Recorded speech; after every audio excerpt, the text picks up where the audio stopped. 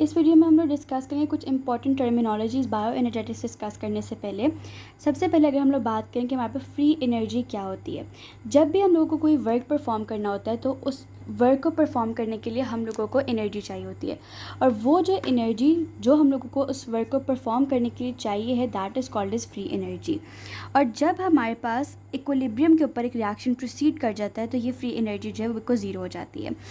Delta G से हम इसको रिप्रेजेंट करते होते हैं, स्टैंडर्ड डेल्टा जी नॉट से हम इसको रिप्रेजेंट करते होते हैं। इस स्टैंडर्ड का मतलब ये कि जब सबस्ट्रेट 1 मोल होगा, पीएच 7 होगी, तो आप उसको कहते होते हैं कि ये standard change in free energy है। और बॉडी में जब आपके पास टेम्परेचर 37 सेंटीग्रेड होता है, that is taken as a reference, उसको हम लोग डेल्टा जी प्राइम कहते होते हैं।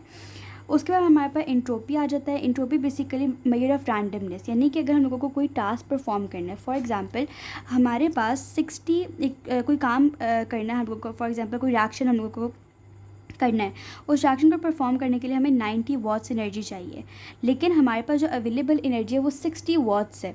तो वो जो रैंडमनेस आ रही है, वो जो डिसऑर्डर एक सिस्टम के अंदर आ रहा है जिसकी वजह से हमारे पास रिएक्शन प्रोसीड नहीं कर रहा, वो जो डिसऑर्डर आ रहा है, वो रैंडमनेस उस सिस्टम के अंदर आ रही है, वो जो डिफरेंस आ रहा है, that is basically called as entropy.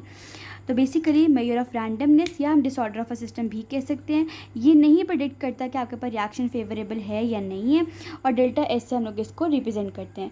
Enthalpy वो अमाउंट ऑफ हीट जो रिलीज़ हो रही है या ऐड हो रही है एक सिस्टम के अंदर जब रिएक्शन परफॉर्म हो रहा है, that is called as enthalpy. और ये भी प्रेडिक्ट नहीं करता कि रिएक्शन फेवरेबल है या नहीं है। इसके बाद हमारे पास जो एंथैल्पी है उसको डेल्टा एच से हम रिप्रेजेंट करते हैं। There is an equation delta G is equal to delta H minus T delta S. हम ऑलरेडी डिस्कस कर चुके हैं। Delta G change in free energy है, delta H change in enthalpy है, delta S change in entropy है, और हमारे पास T जो है दैट इज एब्सोल्यूट टेम्परेचर। जब हम बात करते होते हैं एक्सोजेनिक रिएक्शंस की, तो ऐसे रिएक्शंस जिसके अंदर हमारे पास जो एनर्जी है वो रिलीज़ हो रही होती है, दैट इज़ एक्सोजेनिक रिएक्शन।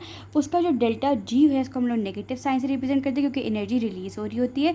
और मेजरली जो कैटाबॉलिक रिएक्शंस होते हैं, दे आर एक्सोजेनिक रिएक्शंस। इसका बिल्कुल ऑपोजिट होता है एंडोजेनिक रिएक्शन, जिसमें हमारे पास ऐसे रिएक्शन जिसमें एनर्जी जो है वो ऐड हो रही होती है, that are those are endogenic reactions. और हमारे पास एनाबॉलिक रिएक्शंस जो होते हैं वो एंडोजेनिक रिएक्शंस होते हैं, और हमारे पास डेल्टा जी जो है वो पॉजिटिव होता है इस केस में।